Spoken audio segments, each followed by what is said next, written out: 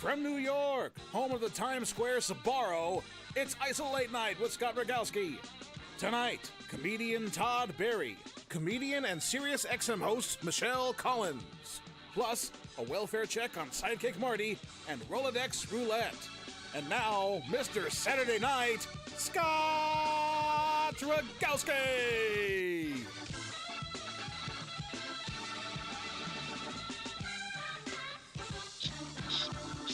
Yow! Thank you, Paul. Good evening and welcome back to you all. This is your little slice of heaven in this literal living hell. It's IsoLateNight with Scott Rogowsky, and I am, would you believe it, Scott Rogowsky. With a Y. Why? Because I love you. And I love being trapped in my home. It's funny, I never imagined my studio apartment would one day become my apartment studio. And yet, here we are. You know how I channeled my existential dread and nervous energy into productivity today? I threw them into a blender, added some raw organic maca, some hulled hemp seed hearts, and what came out? A song. Yes, I poured out a beautiful song parody. Would you like to hear it? Would you? I can't hear you, but I can see your tweets maybe and comments. I'm going to do it for you regardless. Here it is. Fresh out the kitchen, fresh out the brain oven. Need a little accompaniment here. Uh-huh. Uh-huh. Bounce with it, bounce with it. Pump the bass line up. It's a lockdown life for us. It's a lockdown life for us, staying inside until May, doing dishes all damn day. It's a lockdown life. Yeah, I'm using the Jay-Z version because that was the soundtrack to my youth. What do you think? Do you like it? Did you like that song? That little thing there? Did you hate it? You think I should record a full version, put it on a Bandcamp? Maybe sell it and raise some money for charity? Let me know what I should do. Tweet me at Scott Rogowsky using the hashtag IsoLateNight, and my assistant will get back to you shortly. You can also tweet me your quarantine memes. I'm asking for your memes, please. I'm suffering. I'm woefully under-memed here. If you want to be featured as the IsoLateNight quarantine king or queen of the night, tweet me at Scott Rogowsky, hashtag IsoLateNight. Only the dankest memes, please. Tonight's quarantine queen, we had submissions, and the winner's going to Tegan Elizabeth. Yes, who sent in this classic Arthur Fist twist. Let's see that meme of the night. There it is. Me checking my account for the 100th time, seeing that it still ain't been stimulated. We're talking about the stimulus checks. Waiting for that stimulus money. Something to do with prostates. But the fist may have given you that idea. So there you have it. Thank you to Tegan Elizabeth. You're the big winner, baby. You win absolutely nothing. But you win a great show, because that's what we have tonight. You win it, Tegan, and so do the entire viewing audience right now. All 45,000 of you, I'm hopefully assuming. We have a fantastic show tonight. Todd Barry is standing by. Michelle Collins will be joining. If time permits, we'll do a Rolodex roulette. But first and foremost, I need to check in with my father. I need to see if my dad is still alive, frankly. I can't do the show knowing that he might have the virus. So that's why we do these welfare checks on your dad and mine. Here he is, all the way from Harrison, New York, Westchester County. Yes, the epicenter, ground zero for the American coronavirus outbreak. Marty Rogowsky. No virus, no virus, no virus, no virus. Please, no virus, no whammies. Yes, there he is. Muted, and frozen, but we see him nonetheless. So this is a recent screen grab. I'm assuming this is not. Maybe this is like a rigor mortis situation. Oh no! Did he get the vid? Did he get the virus? Is this the end of Sidekick Marty? Oh my God! I gotta text my sister and see what's happening here. Oh, let's hope he is still alive and that this is not some kind of Weekend at Bernie's situation where he's literally frozen, propped up in his chair. Why would my mom and sister want me to believe he's still alive? Just maybe this just happened right before the show and they don't want to break bad news before I go on the air. Oh, this is no way to find out. Well, listen, throw some hydroxychloroquine on him, please, and see if that'll just an IV of hydroxychloroquine. You know, I can remember hydroxychloroquine, by the way. Here's a mnemonic for you. It's one of these new buzzwords of 2020. One of the hottest words we've got this year. Hydroxychloroquine. Kind of hard to remember how to say, pronounce, spell. Just think of this. Harley Quinn loves Hydrox cookies. Hydroxychloroquine. From me to you. Let's get to my first guest on the map, on the board here. He is accomplished. He is prolific. He is a stand-up comedian who is wanted in all 50 states and most Scandinavian countries for murder. Why? Because he's killed on every stage he's ever set foot upon. Let's see how he's killing it in quarantine tonight. Coming all the way from what I assume is either his Manhattan or Brooklyn apartment. We'll find out where he's staying, where he's holed up. But here he is. Give it up for Mr. Todd Barry. Hey. How are you, sir? All right. I'm sort of watching myself on my laptop. Maybe that's not a good idea. Maybe I'll just stick to the phone. Yeah, maybe either maybe don't watch it while you're actually recording it. That might interfere. But okay. But you're a showbiz professional. You know how to do this stuff. Oh yeah, man. I'm an old pro. Todd, what's up? How are you, my man? Where are you? And when are you going to ask me to do your podcast? Now, I know I'm no Liz Fair, but I think of at least an Alingan Mitra. You did your homework, huh? You just went on iTunes for like 5 seconds. That's pretty good. Hey, that's 5 seconds more than most people take. I might have you on. That's, why not? I'm available, Todd. I'm not doing much. We're all available. We're very available. But you know what I love most about the Todd Barry podcast? It's how dependable you are and just how regular you release episodes. All right, man. It's a little sporadic. No, but listen, you revived it recently. Has this been good to bring it back during this global state of emergency? Is it helping you cope, keeping you sane? Well, it's just something to do, and it's also it's so easy to. You don't have to be in the same city, and I don't know. It's kind of easy. I'm sure I'll burn out on it in a few episodes, and we'll be back where we were. Right.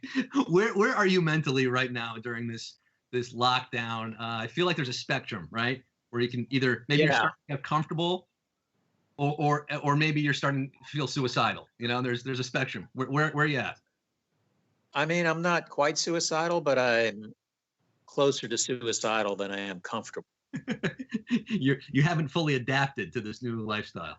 No, I don't like it, and it's. I like having nothing to do on some level, but it's too weird.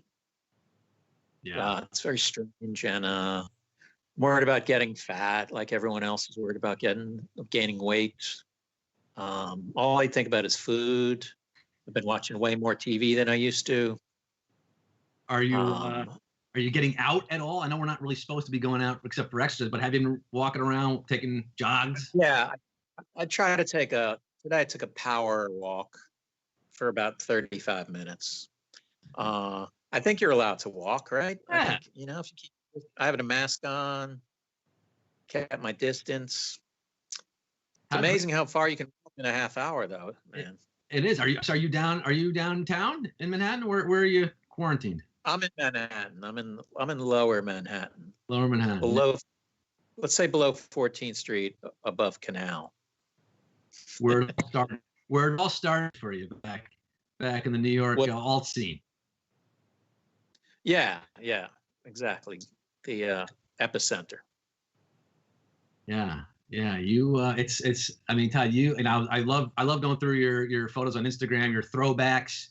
I mean, there you were with REM in 1984, but a little later, you got into the comedy scene in New York, and the stories you have from back then, and the people you were running around with, and you look back on all this time now. It's pretty cool. I know you like to joke about how great you are, but you are one of the greats, and you're part of that. You're part of that generation of like great comedians. And do you ever like take stock and be like, you know what, I've had a pretty damn cool career? Well, you're talking like it's all over, and I could see why you say that. Well, it is because no one can tour anymore. You're giving me a pep talk, like, Todd, you had a good run. You did what you could. Try to think about the things you did and not about the nothing you're ever going to do again. Right. I mean, where are you? I don't know where the hell I am. I'm completely in the void. I'm in the ether here. But it is sad to think about. As look, you more so than me, because I don't frankly tour. No one's paying me to come to their town. But you make a big source. Your income is on the road, touring around, and obviously you love being on stage and performing for people. It is crazy to think like when we might be able to get back to that. Who the hell knows? I know. I heard them talking about. Gavin Newsom was talking about how you might go to a restaurant and they're like the waiter has a mask and you have a disposable menu, which I can deal with that, but I don't know how it would work with shows, like people sitting 6 feet apart. Although I've done plenty of shows where that just happens to be the way it is. Andy Kindler wouldn't have any issue with that rule. No, he'd be weirded out if it wasn't that way. Right. Have you talked to Andy for the podcast? Is he a friend of yours? Yeah. Andy's been on the podcast, yeah. Oh, yeah. You're really you're the only person who hasn't done my podcast. I feel like I have. I was scrolling through. I have some trivia. I have a trivia question for you, Todd, because that's what I'm known for now. Who was the guest on the very first episode of the Todd Barry show, Todd Barry podcast? Do you remember? Yeah. It's weird that I know the first guest on my podcast. It was Tom Shalhoub. Tom Shalhoub. This is 7 years ago. Well, I haven't seen him in years. I was going to ask about that. Is Tom? I mean, he's kind of taken a right turn with his comedy and his career. He's like a Fox News personality now. I know. I never quite understood if that was half a put on or what, because he kind of has like a little wink in his eye when he's. I think he likes to stir shit up. He likes to be a little bit of a friendly shit stirrer. Yeah. Is he one of those? I don't know. Is he one of these guys? What? Is he one of these guys who maybe realizes, wow, I can get a fast track to success if I adopt the alt-right, the conservative point of view? Yeah, I don't know if he's quite alt-right. I think he's more. I mean, I don't think you can be in a barbershop quartet and be alt-right at the same time. I think you can't do both. Fair point. Is this your first episode? I'm sorry? Is this the first episode you've done? Oh, no. This is probably the 12th. Already? Still 13th. Yeah. We started on Instagram. Now I moved. You do it every day? I was, and now I'm going to do it, I think, 5 times a week, Sunday through Thursday. Take off Friday and Saturday. Try to have a weekend like normal people. But why do you want to ruin your life like that? 5 days a week. Jeez. Todd, it's the same reason. Like, why are we doing anything? I thought about this. Should I just sit back and watch Netflix and just read maybe? I mean, reading has become popular again. Can you believe it? Have you seen a spike in sales of your book since this pandemic? I don't really. It's kind of hard for me to monitor sales. It's not like they send me a sheet every day like you sold another 2. Actually, there's a way, but it's probably. I don't know if there's been a spike. Yeah. If there's been a spike, I haven't reap the rewards of that yet. But Thank You for Coming to Hattiesburg is the name of the book. Came out a few years ago. Todd, I've been to Hattiesburg recently. Have you? What were you doing there? I was driving from New Orleans to Gainesville, and decided were you going to? we were escaping. It was my girlfriend and I at the time. We were escaping Hurricane Barry, or what was supposed to be Hurricane Barry. We happened to be in New Orleans, and then this hurricane warning came through, and they're like, "We're shutting down the airport." She had to be in Gainesville for an art show, an art opening, so she had to be there. And I said, "Well, we could either take a risk that this hurricane will pass us, or we can rent a car and drive and escape the storm." So that's what we did. We hit Birmingham and Hattiesburg, Mississippi. I've never been there, and I don't know if I'll go back. Oh, really? Wow. I mean, there was. You might not go back just because you just might not end up there. But I went to college in Gainesville. Did you know that? Yeah, you're a Gator. Yeah, I'm a Gator. Gator. Yeah, I went to University of Florida, but I don't ever call myself a Gator. But I guess I am. You didn't identify with the football team? It's weird that I'm not the type of guy who says I'm a Gator. No. And not joining a fraternity. You're having said that, I am a Gator. What? You're supposed to be heading back down south in May with a little tour you've got lined up. Yeah. Date's still on the website. I think those are going to get moved. Those May dates are going to get moved. I can't imagine that they're going to happen in May. But yeah. But we do suggest that you buy your tickets regardless. I know you've been promoting that in the podcast, so definitely pick up the tickets now. To be fair, on the latest episodes, I half-heartedly talk about my tour dates. I go, you can just look at them. I don't hit them hard. Yeah. But sorry, my phone just went on. But what other big guns do you have coming up on the show? Well, I'm glad that you're like getting this behind the scenes conversation out here. I've got Cecily Strong tomorrow. I'll promote tomorrow. Cool. I've never met her. Yeah. Thursday, I've got Corinne and Christina from the Guys We Effed podcast, very popular podcast. And I've got Ben Schwartz and Thomas Middleditch coming up. They just confirmed for April 19th. So damn. Just joining us, and you want to watch more, you can watch those. But I want to still talk to you, Todd, before we divert this conversation. You're clearly a fan of talk shows. I mean, you're doing this podcast for 7 years, and you love the interview style, and you loved in particular Late Night with David Letterman. Look at that Colbert shirt. I was wearing mine today, actually. But Letterman was your first love, right? Letterman? Yeah. Yeah, I mean, that's one of my probably my strongest love. But I mean, I'm an old man, so I was around before Letterman had shows, and then there's people like Mike Douglas and Merv Griffin. Do you remember those guys? Yeah. And Johnny. Yeah, but what's your question? Well, I wanted to use this as a segue to this clip that you've got pinned. It's your classic moment calling into Late Night with David Letterman, because if you notice, Todd, this show is called IsoLateNight. You see the logo up there, a bit of an homage, if you will. So I pulled up the clip. This is Todd Barry, who you wrote a letter to Dave. Let's see that, Jack. And Dave called you, 1982 this is. Okay, Todd Barry. Yes. Apparently a man with a lot of time on he just dialed you. And so when he called you, Todd, like, was this set up ahead of time? Of course, you sort of knew he was calling. Yeah, I knew he was calling. Yeah. They pre-produced that. Oh, look at this. Yeah, producer called and said we're going to call you. New York City. How are you, sir? I'm all right. Where are you now, Todd? I'm in Florida. This is like our throwing to the clip, Todd. What particular? Oh, am I supposed to be talking or? No, you don't have to. I mean, I thought we let people. There is Radsberry. Oh, well, that gives us generally an idea. It's a nice area of the country there. I noticed, Todd, the phone didn't ring, and you just picked it up. Did it ring there? Yeah, that's the way that thing works.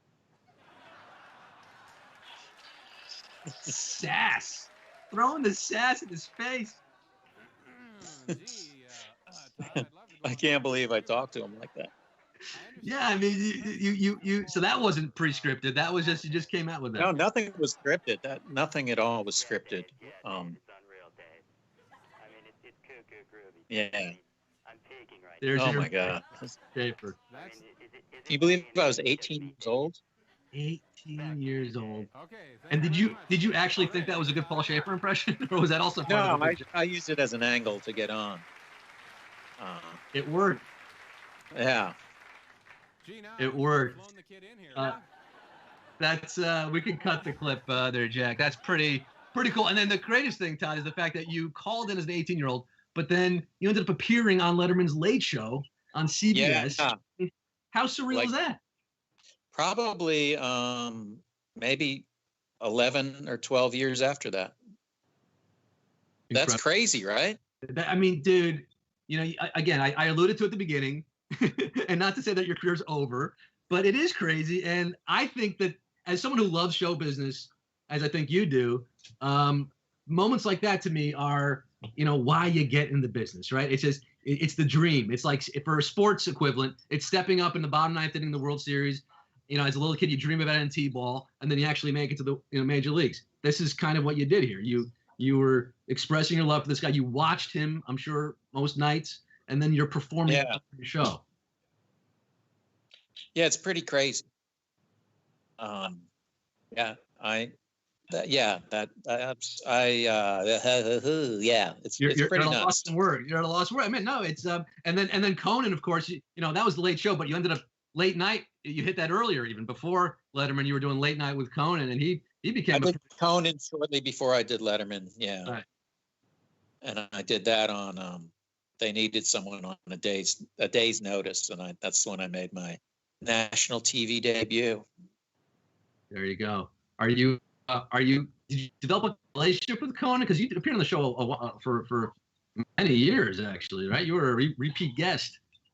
Yeah, I mean, if I see him around, but we're not like, we don't call each other up or anything. I don't have his phone number or anything. Who have you been? Which is weird, right?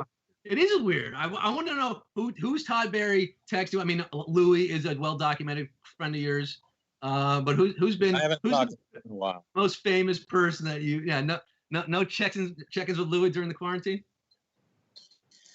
Now I've only run into him. That's all in the past few months, or many months actually. But we don't have to talk about that. What was your question? Who's been the most bold-faced name that's reached out to Todd Barry during the quarantine? Flex a little bit right here. Who you been texting with? Oh, I don't want to. I don't want to name. I don't want to do that. But you don't name names. What can we talk about? I'll just give you a clue. He was in the Beatles. Okay. Pete Best. Wow. Played bass for the Beatles. That's big. You beat me, Todd. You beat me. Can we talk about, quick close out this segment? I want to talk about, not to bring things down because I want to get a funny, good story out of you, but a couple weeks ago, it was a sad anniversary, 15 years since we lost Mitch Hedberg. And I know that you were a friend and collaborator of his back in the day. I was a huge, huge fan of his. Got to see him in 2004. But 15 years, can you believe it? 15 years since we lost Mitch? Yeah, it is weird. I remember doing a benefit show. Like, it's hard. I lose track of time. Like that could have been 20 years ago. But yeah. I remember we did a big benefit or sort of tribute show in Minneapolis, and Patton and me, and I don't remember who else was on it. Doug Benson, I think. Mm-hmm. But yeah, it's people still talk about him. I mean, do you have any good stories from him? Because you were like in a short film with him, I remember seeing. The only I'm trying to think of the only semi-funny story. It was in my book. We had a gig together in Phoenix or Tempe, Arizona, and we were on the same flight. And I had this may have been Continental Airlines back in the day, and I had like gold status, and I could actually upgrade myself and a companion. So we happened to be on this flight together, and I got us both upgraded, and he didn't even mention it. He didn't go like, "Oh my God, I can't believe you did that." We go there on the plane. He falls asleep and he wakes up and he goes, "Thanks." And that was it. For a fucking upgrade. that was his way, I guess. Not exactly gracious. Todd, man, I appreciate you taking the time. I know how busy you are these days. Yeah, busy, man. But listen, it's great talking with you, and let's hope we move away from the suicidal end of things and we can get back to working again and living again. I miss life. I know, it's weird. It sucks. I don't know. It's leaving me speechless. That's why I wasn't so peppy today. Listen, I don't blame you. This is a weird time and a weird show, and we take it. It's raw. It's real and authentic. All right, man. Thanks Good for talk. having me. You got it, man. Be well. Todd Barry, buddy. Signing out, signing off, logging away. Jack, he gone. He gone. Again, I can't really I don't have control over kicking my guests out or off, but on the Instagram feed I can go bye-bye, remove, and now I have to wait till Jack picks up on the fact that our conversation has lost steam. But that was Todd Barry, man. That was, I mean, truly. I mean, I love Todd. He's one of the funniest dudes. I had all his albums, and I remember seeing his Comedy Central special on TV when he had a little more hair back in the day, and thinking it was just the funniest stuff. The condom. There's a very classic Todd Barry condom joke that you should all look up. It's on YouTube, or check out his albums. Brand loyalty. All right. Should we move on to my next guest of the evening? There she is. I see her in the preview window. She's a very funny comedian and friend of mine. Funny comedian and funny friend of mine. She's both because she's funny. She can be heard every day from 7 to 10 a.m. on Sirius XM Channel 109, hosting the Michelle Collins Show. So it shouldn't come as any surprise that her name is Michelle Collins. Michelle! Hi! Muted. Oh, you're muted. Oh, I mute. You're muted. And can you hear me? I think I was supposed to, Jack, that's my fault, right? I was supposed to tell the guests that they're going to be muted. You see, Michelle, we're still working this out. You're good. I can hear you now. But I was supposed to, when I reached out to you, to remind you that you're going to be muted when you enter. Yeah. And then to unmute. And that's usually how I enter. Are we doing the interview now or we're on. We're live. Yeah. We're live. I like to enter muted. This is how I'm known. It's what has made my career a massive success, as you know. Scott, how have you been? You look fantastic. What's new? Yeah, anything but muted when it comes to this outfit. Very true. It's also very frustrating because what I'm watching is on a delay. So I can't see you exactly live, and I'm watching myself on a delay. It's sort of Twin Peaksy. All right, so you actually have the show up as well? I have all of Jack's bars. I see everything happening. I saw him cropping me. Yeah. Is that normal? Is that supposed to happen? Maybe Jack wants me to learn a new skill. What do we think? Look, Jack could use a little help. I think he's under, he's one man. It's one man running this thing from a tech perspective. Yeah. It's very difficult, but he's doing a hell of a job. And Hovercast is powering the show, and Jack works with Hovercast. That's why we have all these fancy doohickeys here and these doodads. And I mean, look. Hovercraft Power, they sponsor my radio show, Hovercrafts. So that's fine. I can live with the 3-second delay. It's just I just won't be funny. But I think it's gonna be fine. I'm happy to be here and see myself. It's hard to look at myself in delay. So how do you think?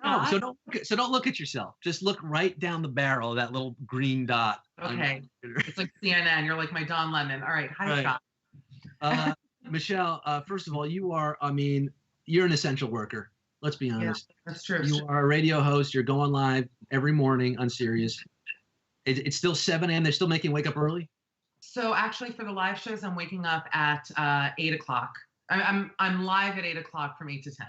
But you also wake up at delay. I have to explain to your viewers what's happening because it's so weird. It's like I'm talking and then 3 seconds. Is there no way to change that? That's how Todd Barry had to do this thing too, or because Todd's in the union, he had it better? I don't know, but you know what? I'll say this. There was a bit of a delay with Todd. It sounds like we don't have much of a delay with our... Okay, then I'll stop. All right. It's just like, I feel like weird answering questions because there's the thing.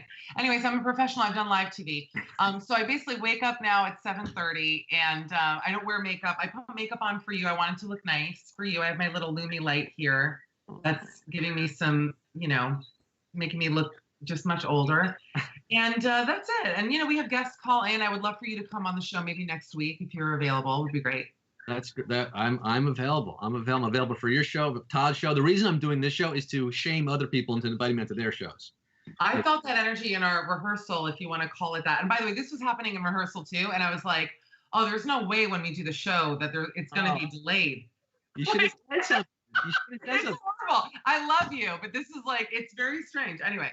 I don't know. From my perspective, it's maybe because I'm just basically closing my eyes while keeping them open, if you know what I mean. Like I'm not even looking at anything. I'm not focused on anything. I'm just focused on the green dot and talking. So I mean, I'm not imagine we're just looking at talking. Imagine Terry Gross. This is fresh air. You're in your studio. She never records with her guests. So you're. You know, this is why I'm not on TikTok, Scott, because like shit like this will throw me. I'm telling you, I'm not a good like Skyper. I'm a horrible Zoomer. I'm not good at any of this. Okay, Zoomer, I'm not good. All right, so anyway, nice to see you. But are you good at Quibi? I wish I could know. I would love to be getting some Quibi paychecks. Are you going to be on Quibi? I'm not on Quibi. I pitched Quibi. They rejected me in the room. I got no quick in the room. What can I ask? What you pitched? No quick bites or quick bucks for this guy. Yeah, changed.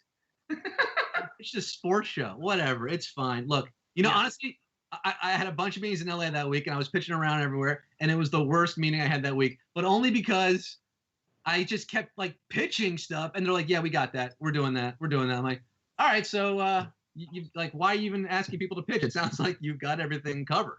They're the Simpsons of quick bites. Right. But I'll tell you this: you'll go through my Twitter feed. I will never say a bad word about Quibi. I noticed a lot of comedians being very forthright. I felt in sort of like dunking on Quibi, and I get that like with a new medium, everyone wants to like have the first joke or whatever. But I'm like, guys, when Quibi is the only thing left after the shutdown, you're going to be choking on shit when you know what I mean? When you're going to be begging for that Quibi paycheck. So I've learned lessons. I don't talk shit anymore. I sit and I wait patiently and pray, that something happens. So, yeah. We love and respect our Quibi overlords. We welcome them as our new leaders in this new media landscape. No, I that's not to say, right. I'm definitely in business with Quibi. If you want to be in business with me, Rogowsky will be in business with you, baby. That's how it works here. Let's get it going on the quiz. You're doing a delayed Skype talk show in your apartment. I'm not taking anything away from that. It's more than I'm doing. But you know what? You know what Quibi doesn't have? Quibi doesn't have that. So no, maybe that's our niche. Michelle, you're distancing yourself already. Michelle, do you think that Quibi should give Governor Andrew Cuomo his own show? Let's really be honest with each other. I think at this point, Governor Andrew Cuomo has surpassed Quibi. Not a dig on Quibi, but given that those press conferences started, they were like a half hour. I watched the one this morning. I was like, is this The Irishman? It's like 7 hours long. He loves the spot. I love him. You know that I have a personal love for Governor Cuomo, but he's loving that spotlight. I don't think 6 minutes is going to be enough. Oh, look, they took me away. Oh, something got fixed, I think. See? No more delay. Oh my God, you guys, they fixed it. Hi, Scott. Okay, now I'm seeing myself. Let's start over again. Hi. Okay, great. Hi. So, how are you? Where are you? Michelle Collins show on Sirius. No, Andrew Cuomo. Let's talk Cuomo because you're obsessed with him for good reason. Love. What would you like to know? Well, the fantasies. How often are they coming? They're coming about twice a night. I have a fantasy where he walks into my apartment wordlessly. My Nest Cam does not give me the notification that he's here, so it really catches me off guard. I can tell you're into this so far. I like it. I'm writing this down. Polo shirt ripped across his 62-year-old like groundskeeper Willie frame. Rips his polo off, whether there are nipple rings, nipple tape, whatever he has happening there, I'm all about. I love. And then from that point forward, I don't want him to like say a word to me. I just want him to basically take me in the roughest way possible. That's my fantasy. Wow. I was going to ask, how graphic are we talking here? Well, this is a late night show, so I figured it felt free. Oh, absolutely. Feel free. Let it rip. And so back to these nipple rings. There's a conspiracy going online about what he has under his shirt? Scotty, I never knew in my lifetime, after all the single SAG after shows that I have been a part of, that I would then spend days of my life sorting through nipple pics in my Instagram DMs after this rumor started. So I guess in a polo shirt, you could see, this is like old news already. This happened last week, feels like, Civil War times, but people thought he had a nipple ring. So then everybody is like, oh, I'm going to send it to Michelle, like 1,000 people. So everyone's sending me these nips and honestly, look, I don't love a man with nipple rings. And that stems from Shittown and also Tiger King. Like, they don't do it for me, but I would learn to love them for the right man. Do you know what I mean? Like, Absolutely. Yeah. I remember the first time I saw nipple rings in person on a man or woman. It was 1999. And it was in New Haven, Connecticut, and it was a baseball player named AJ Burnett who was in the minor leagues at the time, and now he actually ended up pitching for the Yankees and becoming a pretty big pitcher. But he was a minor leaguer, and he stepped out of the clubhouse topless, and these just giant nipple rings, and I was so appalled and aghast. It's just you just never expect to see it. Well, I think on a guy like that, I don't know what AJ looks like, but I imagine if you're taught. Like if a man is taught, they can look at least close to the body. The problem I had with Shittown, which was that podcast from forever ago, is when a man is, or a woman, you're right, ages, and the nipples start to get long. Like I think that it really mutilates them into a shape that I personally, I'm not a religious person, but I do consider ungodly. So for me, it's just not a look I like. But again, Scotty, for the right man, I would really learn to love them. I would. Now, I don't think he has them, by the way. Do we think Chris Cuomo also shares the fetish for the nipple rings, or let me put it this way: Are you fantasizing about Chris in this scenario? Is there maybe a Cuomo sandwich in your future? Let me tell you something about Chris. I wrote this thing for Marie Claire 2 weeks ago that it was like I felt really was the second article about Cuomo because Jezebel had one. But I was already writing mine at the time. And it was like that kind of like, I want to F Andrew Cuomo article. And I make the argument that Chris Cuomo, well, obviously I have eyeballs and a working, functioning brain, is the hotter Cuomo. But I don't want the hotter Cuomo. First of all, I have been locked in my apartment with a fridge full of food from Costco for a month. I am going full Pizza the Hut, Scott Rogowsky. You will not recognize me. I know we bumped into each other recently. You will not, if I'm on the street corner, you're going to throw a can of empty Coke in my face because I look like a garbage can. Okay, that's first. So I don't want Chris Cuomo is like a beefy, ripped, he's to die for. Like I would never feel comfortable, removing my cloak in front of that man. You know what I mean? I'm like realistic in my fantasies. Now, is there like a third Cuomo, the way there's like a third Manning brother? Or like the third Wilson brother. That's funny. Yeah. Who's the?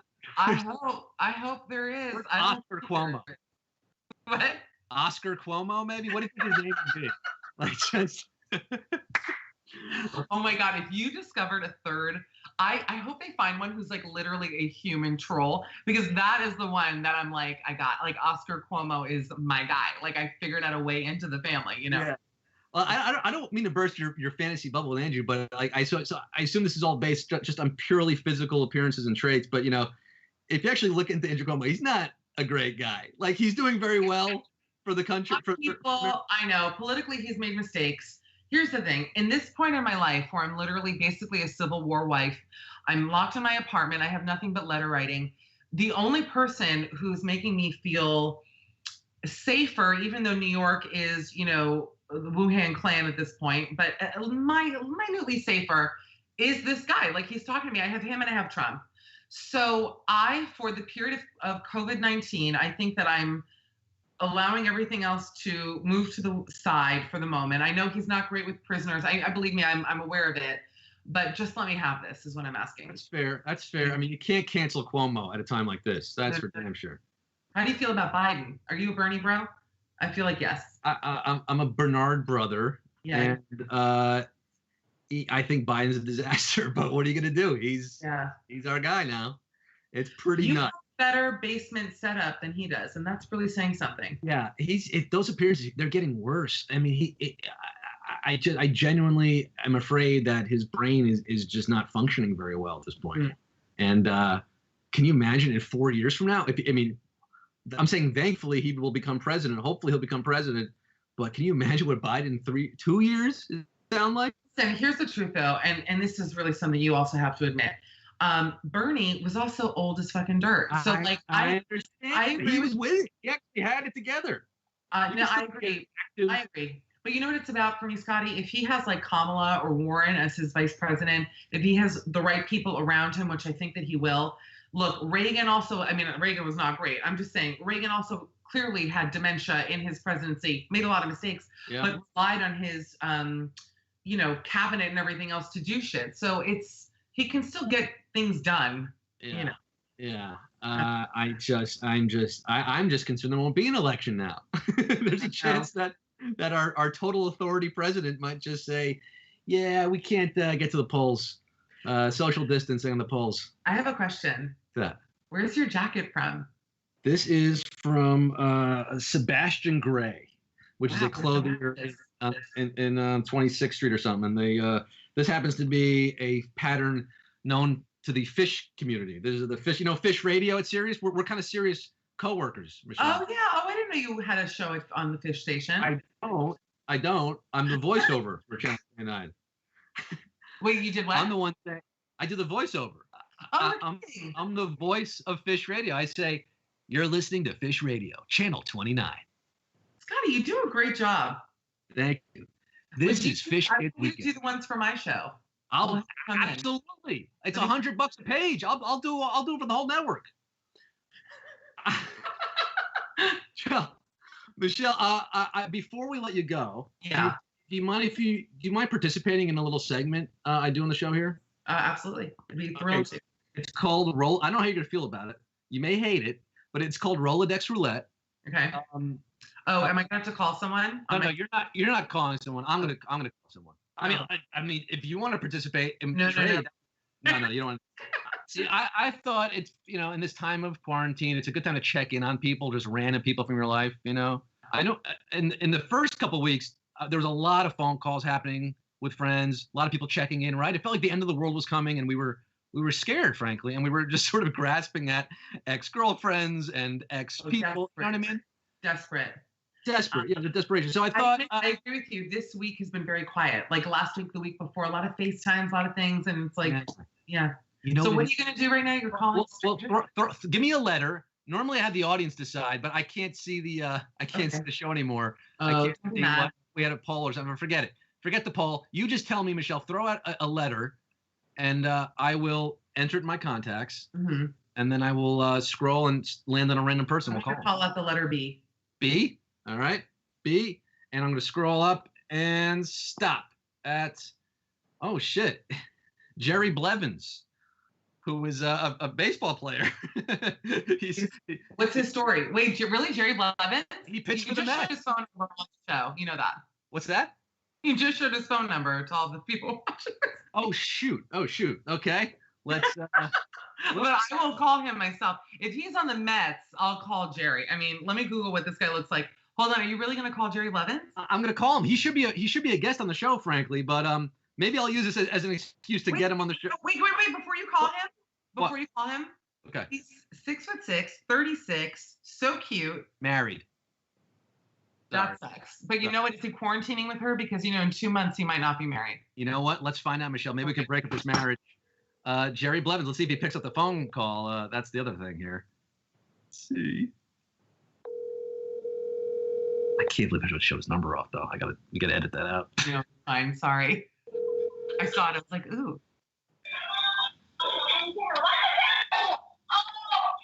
Jerry. Hey, hold on a second.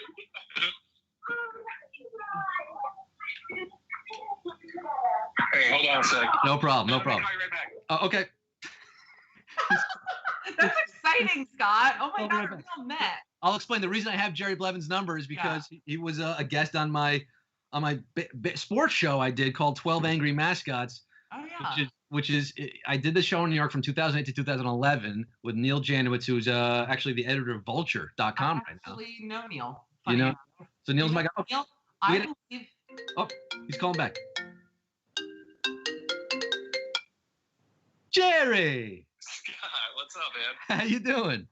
Good. I was just dancing with the fam, and I had a phone on Bluetooth, so I had to turn that off real quick. Dancing with the fam? This is like Dancing with the Stars, Blevins family? It's the opposite of that.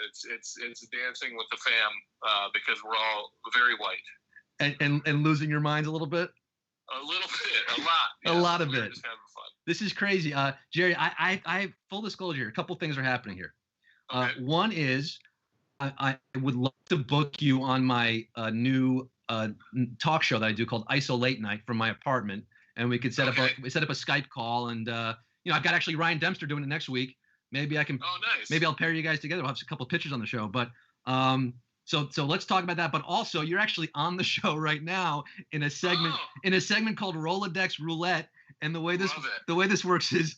I randomly went through my phone and someone called it the letter B. My guest, Michelle Collins, who hosts the Michelle Collins Show. Say hello, Michelle. Michelle says hi. Hi, Michelle. Hey, Jerry, I have a question for you. Do you I know, love it. are any Mets players' marriages crumbling in quarantine? Because if so, I'm single and looking, and I live on the Upper West Side. Let me tell you, Michelle, I'll put out some feelers. I'll see what we got. That's a hot spot. I'll keep you in mind. Oh, Yeah, you have no idea what a hot spot it is, Jerry. I'm the hottest girl in the Upper West, which means I'm a solid 6. So let everybody know. Okay, thank you. You're a 10 on the streets right now. That's for sure. Oh, babe, you're talking my language. A 10 on the streets because if you're on the streets. I have a horrible meth problem though, so I'm like an 8 on the streets. But thank you, Jerry. That's so sweet. We all have that same problem. See, Michelle, what you don't know about Jerry Blevins is he actually happens to be one of the funniest guys in Major League Baseball. No, I can tell. One of the most normal guys. He loves antique shopping. He loves artisanal donuts. He's just a genuine. He actually rode the subway, the 7 train, to the games at Citi Field. Can you believe that? Wow. But you're no longer with the Mets, Jerry. You're no longer with anybody right now. What's going on? That is correct. I'm flying unemployed as we speak, like many people across our nation. Isn't this wild, man? But were you with the Braves going into the season? You were. I was in camp with the Giants, Oh. And right before this whole fiasco, right before the roster freeze, they gave me the boot. No. Oh, So geez. we're good. We're good. Oh man. Well, this is. I mean, I guess the silver lining is that it's you and everyone else sort of. Oh yeah. Oh yeah. I have no qualms with where I'm at. There's plenty of real problems happening in this world, so I get to dance with my family and have fun. So. That's pretty cool, man. Are you into some? I don't want to burn too much of this because we're definitely gonna have you on the show and have a real conversation. But I'll just finally ask, and maybe we can set this up for next time. Are you in some amazing group chats with other players right now? I mean, yeah, I've got 3 kind of going. 2 are pretty incredible, and then there's one that's unspeakable. Okay. Well, that's the one. Jerry, add me in that. I wouldn't bring somebody with such high esteem into the gutters of our conversations like that. I love the gutters. Michelle, have you seen my favorite musical? What? Have you seen Bull Durham? I haven't. Okay, well, very, very young, so I haven't. You should use some of this quarantine time to watch Bull Durham, and then just remember that that's a movie, and the real stuff is 1,000 times worse. Yeah, that's what we're allowed to put out on film and show everybody. The real stuff is much darker. But it sounds like Michelle wants to be a baseball Annie. Sounds like she wants to. Oh my God, Jerry, I'd be so great. I love big stomach. I'll try to think. Does it have to be a Mets player? Because if you're going to sponsor somebody, I might have to pick anyone on my team that comes to I'm New going to York. tell you something funny. Is I grew up in a Mets household. That's really true. I'm from Miami, but my parents are from Long Island. But it can literally be anybody. It can be the guy in the mascot suit, assuming he's not like a shriveled skeleton. It can be anyone. It could be the St. Paul Saints. I think we can find a mascot at the very least. Oh, Jerry, you're the best. How about this? If we can set up a love connection for Michelle and a maybe current or former MLB player, I'll consider this show not a complete waste of time. Which most maybe COVID was worth it if we get this connection. Can you believe it? God. You know what that means? I have to stop eating. Jerry, thank you from the bottom of my heart. I really appreciate that. You've inspired Michelle to go on a diet. And Jerry, we're going to talk. I'll text you later. We'll figure out a time to get you on the show so we can see your beautiful face. Nice Thanks, to Jerry. talk to you guys. Later, man. Bye. Bye. Oh my God, wait a minute. Scotty, Does it get better than that? I love Jeremy. He's so nice. You have no idea. Jerry, okay. I grew up a massive baseball fan. I remain a massive baseball fan. Yeah. I've gotten a chance now to know some baseball players. I work with them. but I've interacted with them over the years, and most of them are not like that. Let's just say most of them aren't with it. They don't have. You can't have a good conversation with them. You can't be funny with them. This guy Jerry is just a total. I mean, look, I say that. By the way, I say that because that's the personality they project, and a lot of players they're media trained. That the problem is young players now, they get trained literally when they're coming up to be boring and inoffensive and not show personality. But if some guys like Jerry say screw that, it's usually pitchers and it's usually like lefties. But that's just the way it is with baseball. So he's one of the greats. Can I say one thing? And it is a full brag. Like what I'm about to say, the only reason I'm saying it is because it's like a brag. But also my one connection to like an athlete is that I went on a date with a professional athlete, but he was a football player, and very nice guy, big guy, but mentally, Scott, we didn't really connect. So I wonder if it's just like an athlete thing, because there's some athletes, like tennis players can be funny and smart. Djokovic is my all-time number one, as you know. But Joker. I love Djokovic. I know people hate him. I love him, but I don't know. I just think that it's just like they're trained to be physical beasts and not necessarily, the repartee is not their strong suit. Yeah, well, in football, you're also dealing with, concussions, CTE. Oh, that's a whole different. 1,600 on my CTEs. I don't know if that's a good thing. Michelle Collins, it is approaching the 10 o'clock hour, so let's end the show. What do you say? Scott, can I say something? I had a great time, and I'm glad we worked the video thing out because it was throwing me, and I adore you. And come on the show next week. We're doing it.